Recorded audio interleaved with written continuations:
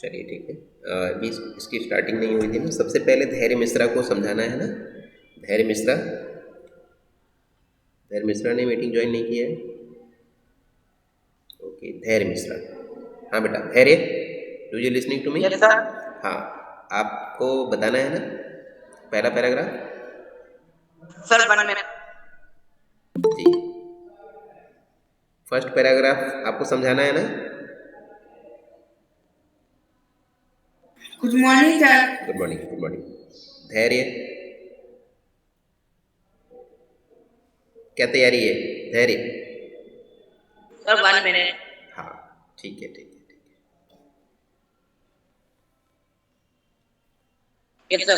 Sir है। पहला हाँ पैराग्राफ ना। हाँ, पहला पैराग्राफ, और इसके बाद एक बार मैंने और रीडिंग कराया था आपको, सेकंड टाइम भी रीडिंग करवाया था, तो एक पैराग्राफ नो और भी सर। आपको याद होगा। सर पहला वाला करवाया था। और इसके बाद,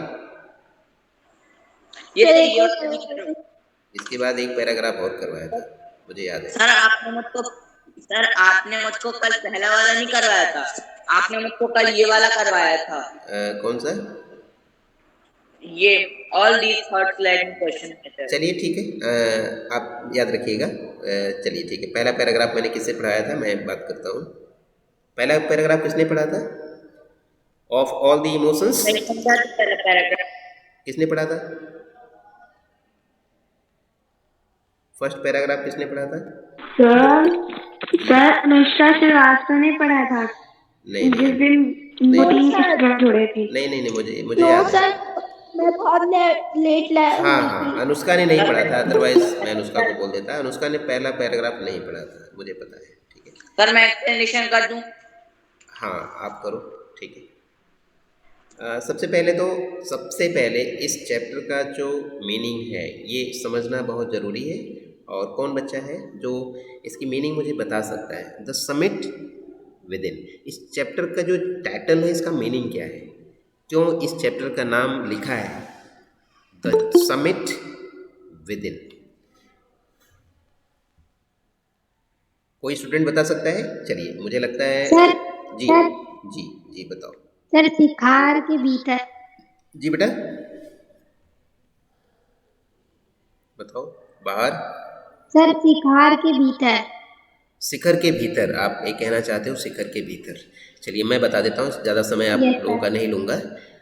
इसका मीनिंग है समिट। समिट का मतलब होता है किसी भी चीज़ का सबसे जो ऊपरी हिस्सा होता है, जिसको हम कह सकते हैं हाईएस्ट पॉइंट। हाईएस्ट पॉइंट को हम समिट कहते हैं।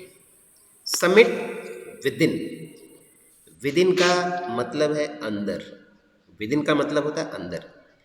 तो अपने अंदर का जो समिट है, यहाँ पर मीनिंग यही है, अपने अंदर का जो हाईएस्ट पॉइंट है उसके बारे में ये चैप्टर हमें बताएगा। हालांकि इस चैप्टर में mount Everest good morning sir. Good morning बेटा। इस चैप्टर पर माउंट एवरेस्ट पर जीत हासिल करने का, उसको फतह करने का, उस पर चढ़ने का वर्णन किया गया है। उसके बाद जो एक्सपीरियंस हुआ है मिस्टर HPS अहलूवालिया को, उन्होंने अपने अनुभव को इसमें बताया है कि जब मैंने माउंट एवरेस्ट पर मैंने चढ़ाई पूरी की तो मेरे मन में उससे पहले क्या चल रहा था, और माउंट एवरेस्ट पर फतह हासिल करने के बाद मेरे मन में क्या परिवर्तन हुआ, क्या कुछ मैंने अनुभव किया, क्या कुछ सीखा, क्या समझा मैंने अपने आप को, ये चीज़ उन्होंने बताया है।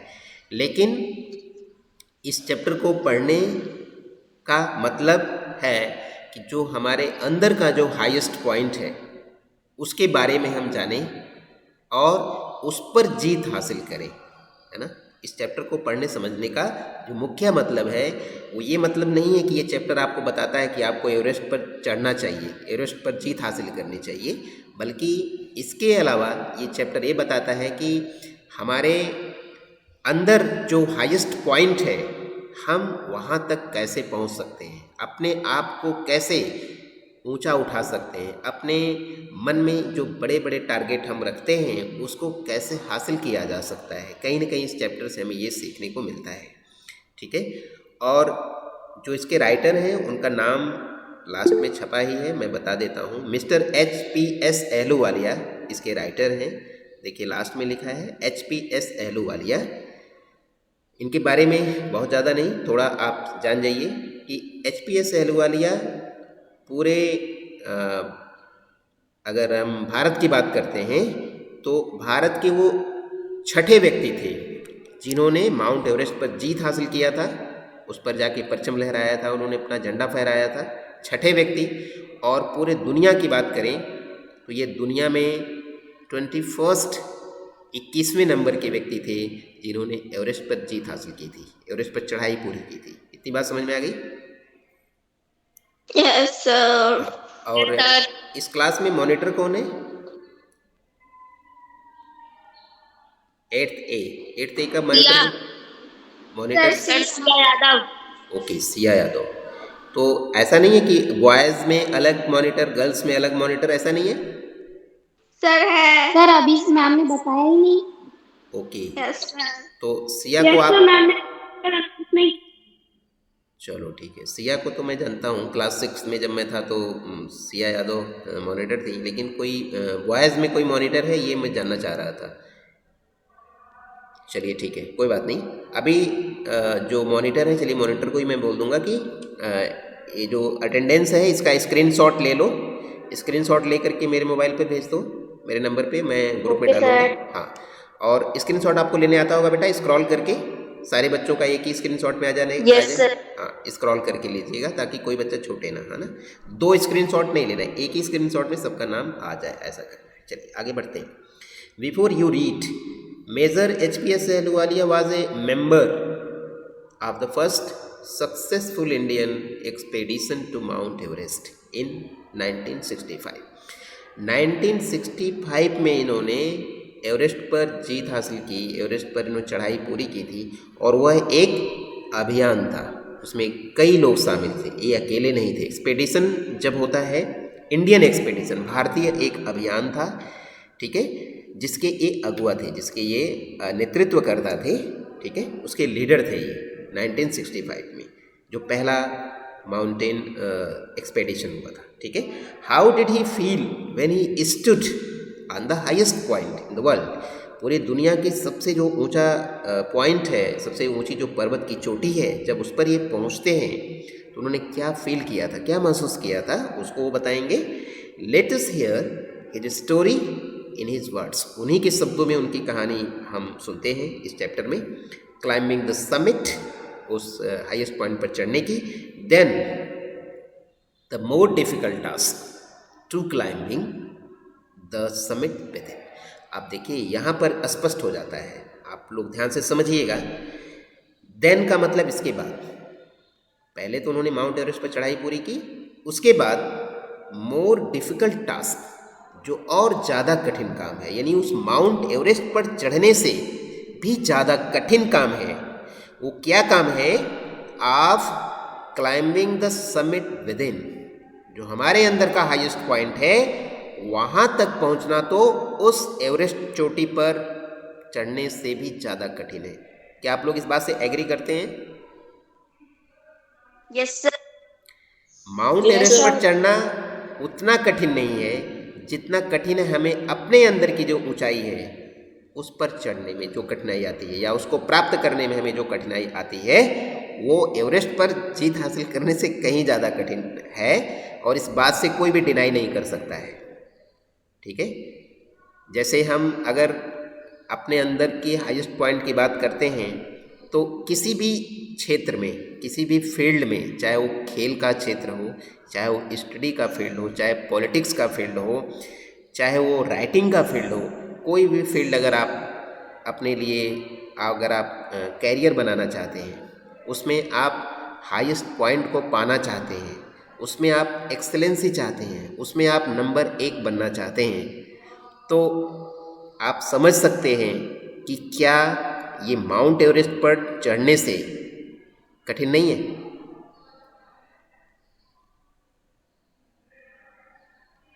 है कि नहीं? है। अगर आपको माउंट एवरेस्ट पर चढ़ना है तो माउंट एवरेस्ट पर चढ़ने के लिए जो तैयारी आपको करनी होगी, हो सकता है आपको 5 साल तैयारी करनी हो। माउंट एवरेस्ट पर एक बार आप चढ़ जाएंगे तो बस आपके नाम पर और रिकॉर्ड बुक में दर्ज हो जाएगा कि हाँ आपने एवरेस्ट को प्राप्त कर लिया है, एवरेस्ट पर चढ़ाई आपने पूरी कर ली है।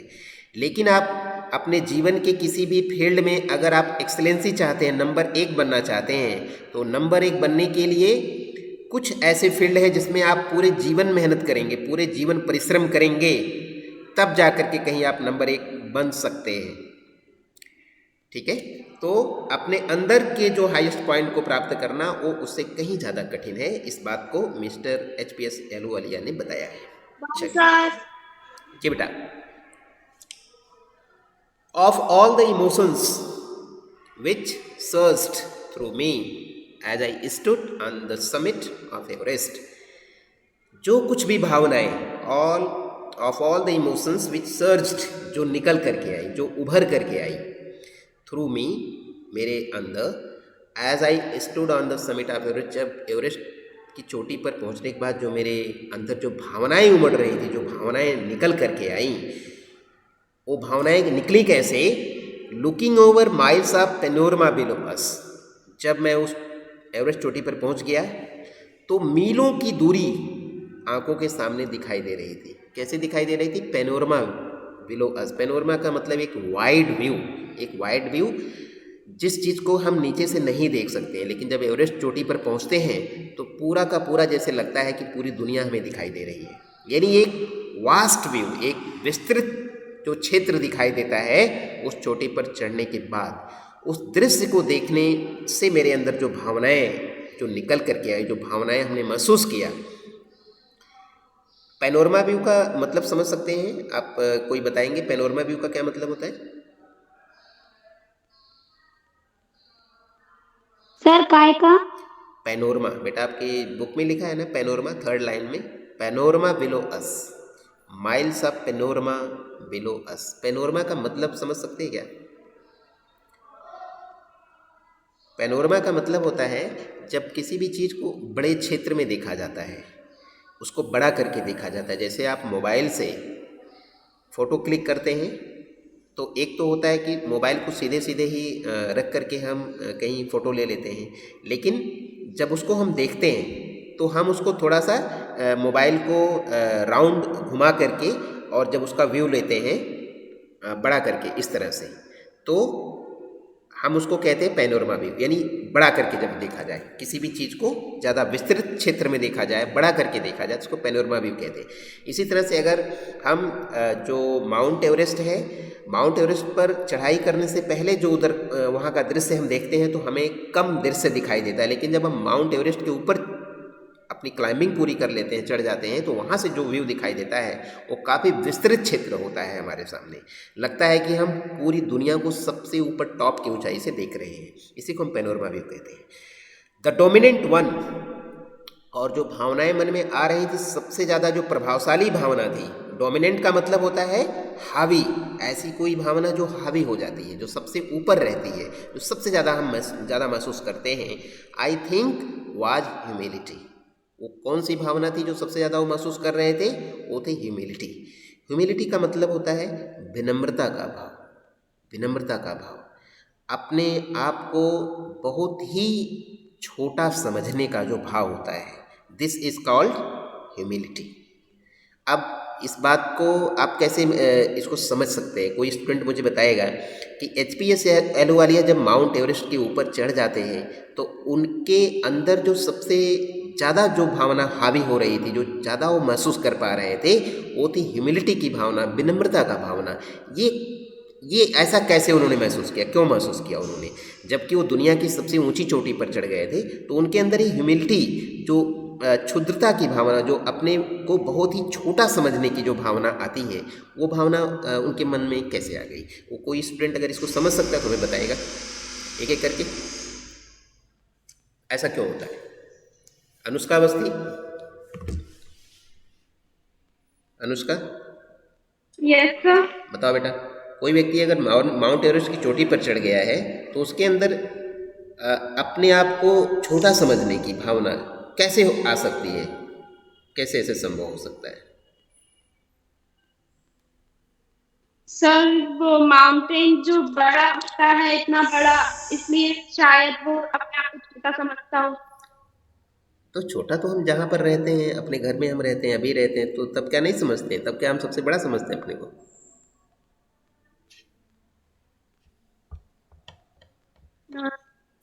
चलिए, अभी आप समझ नहीं पाई हो, चलो बाहर आप समझा सकते हो बेटा?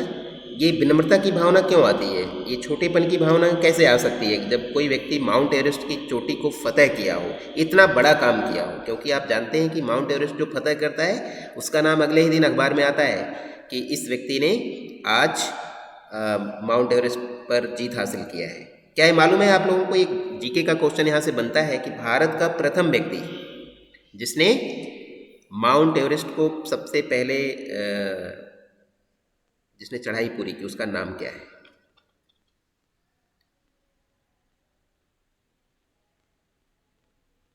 बता सकते हैं? भारत का प्रथम व्यक्ति,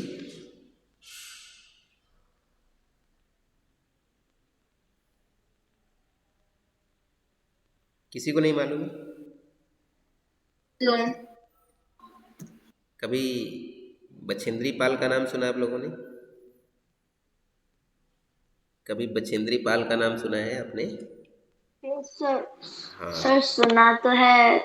तो बछेंद्री पाल भारत की वो प्रथम महिला और सक्सेसफुल माउंटेनियर रही हैं जिन्होंने सबसे पहले माउंट एवरेस्ट पर जीत हासिल की।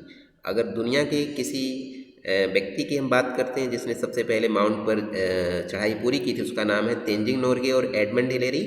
नाम सुना होगा आप लोगों ने, तेंजिंग नोर्गे और Edmund Hillary. Edmund Hillary New Zealand के व्यक्ति थे और शेरपा तेंजिंग नोर्गे ये नेपाली व्यक्ति थे जिन्होंने एवरेस्ट पर सबसे पहले जीत हासिल की थी और इनका यह अभियान 1953 में पूरा हुआ था। ठीक है, 1953 में सबसे पहला जो एवरेस्ट पर आरोहण पूरा किया गया था वो तेंजिंग नोर्गे और एडमंड हिलेरी के द्वारा पूरा किया गया था।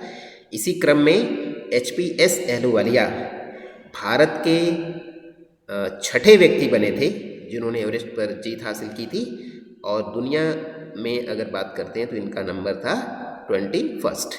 ठीक है, 21वें व्यक्ति। आप गूगल वगैरह पर सर्च करेंगे तो माउंटेनियर ऑफ एवरेस्ट ऐसे डालेंगे तो ज़रूर सब आपको नॉलेज वहाँ से मिल जाएगा। ठीक है, इंडिया के बारे में भी आप वहाँ से जानकारी ले सकते हैं। ठीक है, ठीक है, फिलहाल ये एक रेलिवेंट बात थी इसलिए मैंने इसको जिक्र किया यहाँ पर। ठीक है, तो अब मैं बताता हूँ कि क्यों ये भावना सर आती मैं है। बताऊं? जी बेटा बोलो।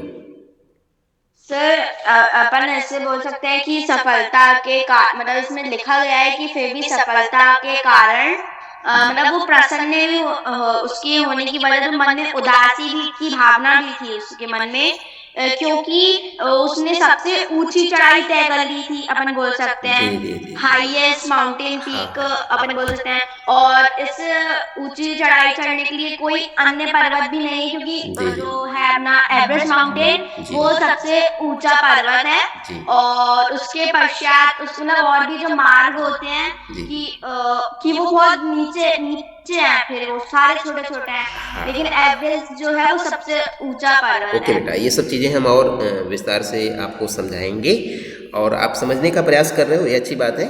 अभी आप शायद वो नहीं बता पा रहे हो जो आप बताना चाहते हो या अभी वो बात समझ नहीं पाए हो। मैं बताता हूँ अभी। देखिए ऐसा क्यों होता है, विनम्रता का भाव कैसे आया उनके मन में?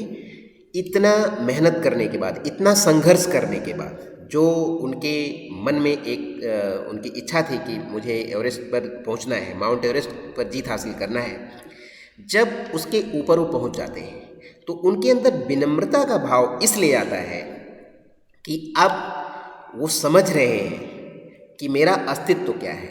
ये एक फिलोसॉफिकल बात है, एक दार्शनिक बात है कि आज उस माउंट एवरेस्ट की ऊंचाई पर चढ़ने के बाद उस पूरे जो नज़ारा है वहाँ से उन्होंने देखा ना, पैनोरमा व्यू बात हुई है ना। पैनोरमा व्यू का मतलब इतना विस्तृत वो जो संसार है उन्होंने वहाँ से देखा, कितना ये प्रकृति कितनी अद्भुत है, इसका फैलाव कितना ज़्यादा दूर तक है और ये संसार कितना बड़ा है और मेरा उस संसार में मेरा अस्तित्व क्या है, मैं कितना छोटा हूँ। एक व्यक्ति उस माउंट एवरेस्ट की चोटी पर बैठा है तो माउंट एवरेस्ट की जो विशालता है, अगर उससे मैं अपना कंपेयर करता हूँ, अपनी तुलना करता हूँ, तो मेरा अस्तित्व तो कुछ भी नहीं है। वो उस अस्तित्व पर सोच रहे हैं, इसलिए उनके अंदर वो विनम्रता का भाव आ रहा था कि मैं क्या हूँ, मैं तो इस प्रकृति के बीच में मैं कुछ भी नहीं हूँ, मेरा अस्तित्व कुछ भी नहीं है। इसलिए ह्यूमिलिटी का भाव वहाँ पर आ रहा था, इस कारण से।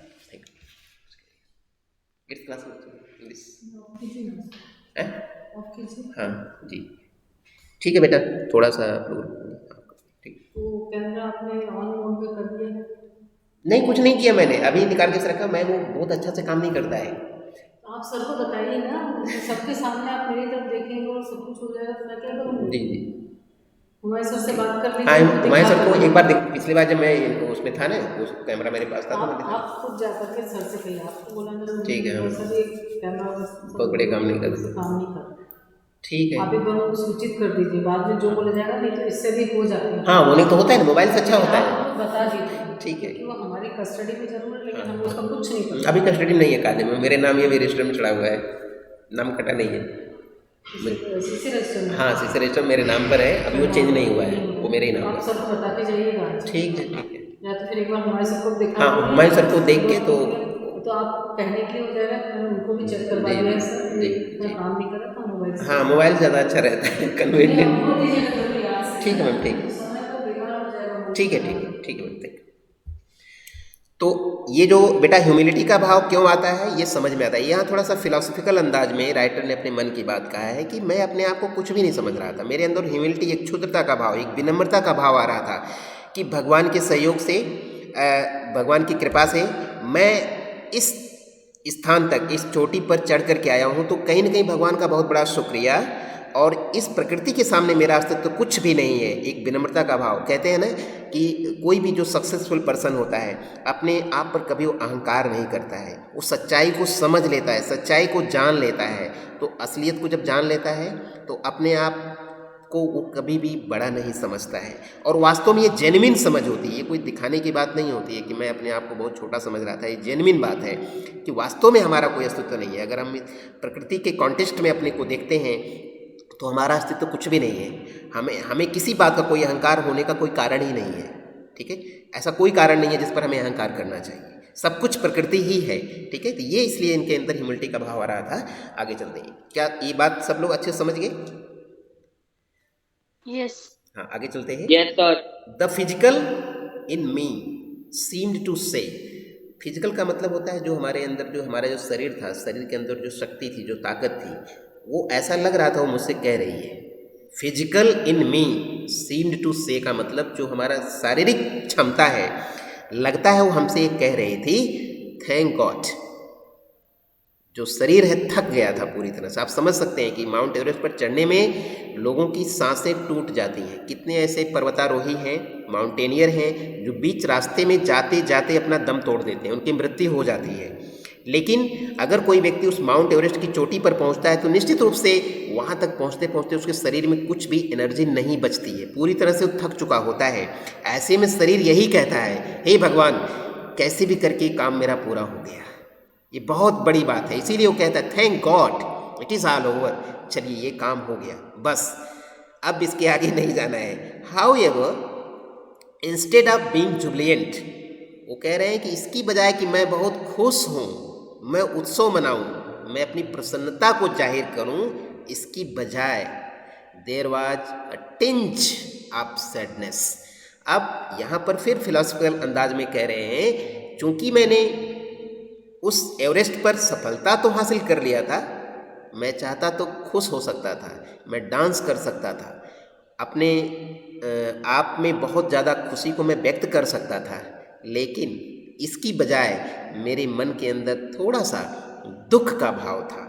टिंज का मतलब बहुत थोड़ा सा, कहीं न कहीं दुख का, सैडनेस भी था। अब सैडनेस किस बात का? अब इस बात को आप सिया ने थोड़ा सा समझाने का प्रयास किया था। वो सैडनेस क्यों आई थी? देखिए, जब तक आपके सामने कोई एक बड़ा सा टारगेट होता है, तब तक आप उस टारगेट के लिए बड़े खुशी से लगे रहते हैं कि मैं मेहनत कर रहा हूँ तो मैं ये बन के दिखाऊंगा। लेकिन आप सभी लोग इस बात को कभी न कभी आपने महसूस किया होगा या आप महसूस ज़रूर करेंगे इस बात को, डेफिनेट गारंटी है कि जब आप कोई बड़ा टारगेट तय करते हैं, जब तक वो टारगेट पूरा नहीं होता तब तक तो आप उत्साह के साथ उस टारगेट को पूरा करने में लगे रहते हैं। जिस दिन वो टारगेट पूरा हो जाता है, थोड़े समय तक वो खुशी रहती है, आप कहते हैं हाय काम पूरा कर लिया, फिर उसके बाद आपके मन में आता है अब क्या करना है, माने अब अगला टारगेट क्या होगा। अगर अगला कोई टारगेट नहीं है तो आपके अंदर अब निराशा, दुख आएगा। क्यों?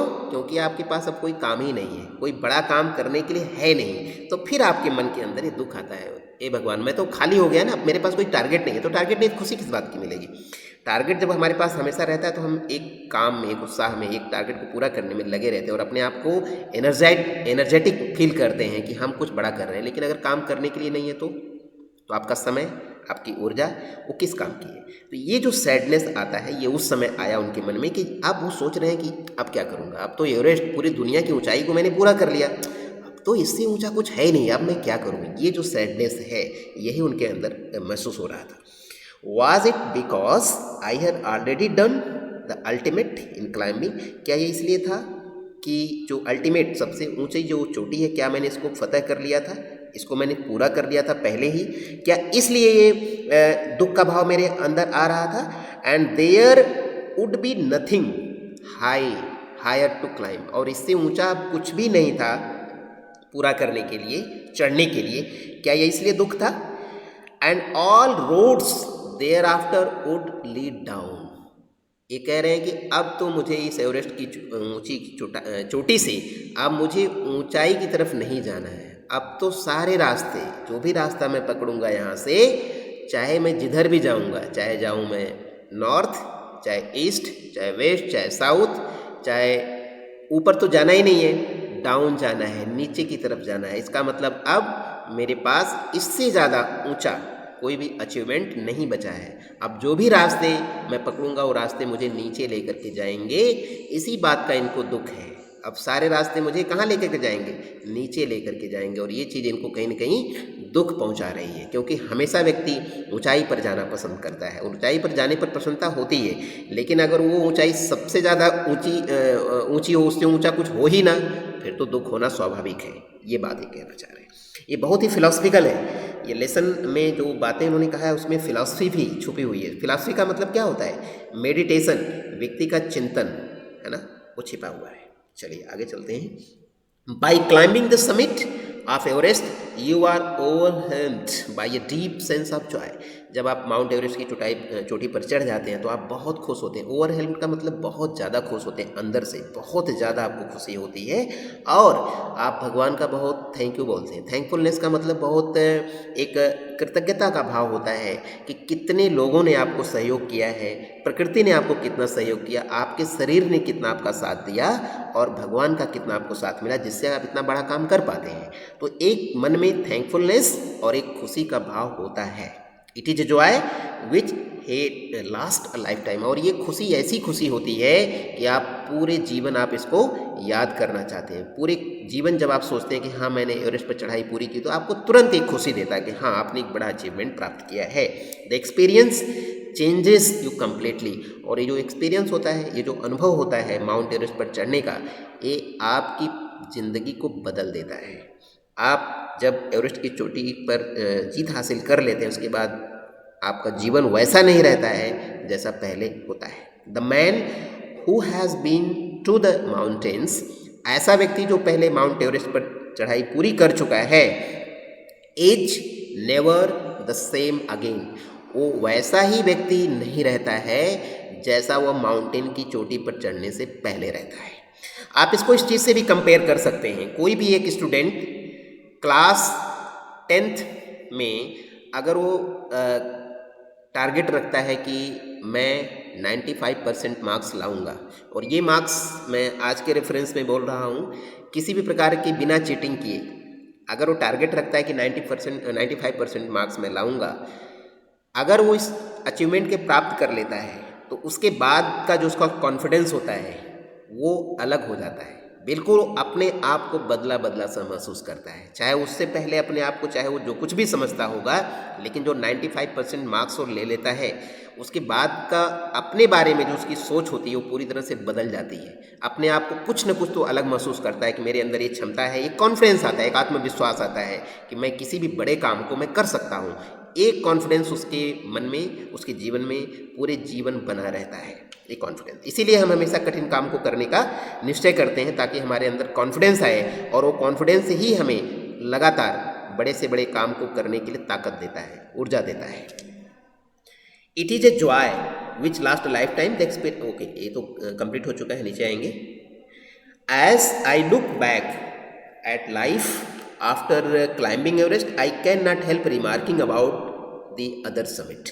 वो कह रहे हैं कि as I look back at after climbing Everest, जब मैं अपने जीवन को देखता हूँ, जब मैं अपनी लाइफ को देखता हूँ, कौन सी लाइफ को देखता हूँ, जब मैं एवरेस्ट पर चढ़ाई पूरी कर लिया उसके बाद के जीवन को देखता हूँ, आई can not help remarking about the other summit, तो मैं फिर किसी अन्य समिट के बारे में, किसी अन्य ऊंची चोटी के बारे में मैं बात नहीं कर सकता हूँ।